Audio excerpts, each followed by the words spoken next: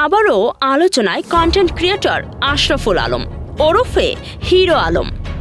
তবে এবার কোনো মিউজিক ভিডিও বা নির্বাচনের জন্য নয়, বিয়ের প্রলোভনে ধর্ষণ ও নির্যাতনের মামলায় গ্রেফতার হয়ে এখন তিনি কারাগারে। বৃহস্পতিবার দুপুরে বগুড়ার শাহজাহানপুর উপজেলার মাঝিরা বন্দর এলাকা থেকে তাকে গ্রেফতার করে পুলিশ। ঢাকা রংপুর মহাসড়কে ধাওয়া করে হিরো আলমের গাড়ি থামিয়ে তাকে হেফাজতে নেয় আইন শৃঙ্খলা রক্ষাকারী বাহিনী। পুলিশ জানায়, সাদিয়া রহমান মিথিলা নামে এক নারীর দায়ের করা মামলায় তার বিরুদ্ধে এই ব্যবস্থা নেওয়া হয়েছে। মামলার এজাহার অনুযায়ী হিরো আলম ওই নারীকে নায়িকা বানানোর স্বপ্ন দেখিয়ে প্রতারণামূলকভাবে বিয়ের প্রলোভন দেন।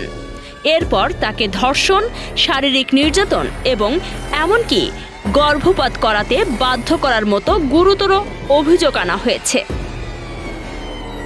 এর আগে গত 10 ফেব্রুয়ারি বগুড়ার নারী ও শিশু নির্যাতন দমন ট্রাইব্যুনাল হিরো আলমের বিরুদ্ধে গ্রেফতারি পরোয়ানা জারি করেছিলেন।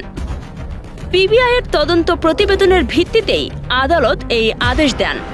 বৃহস্পতিবার গ্রেফতারের পর তাকে সরাসরি আদালতে সোপর্দ করা হয়েছে।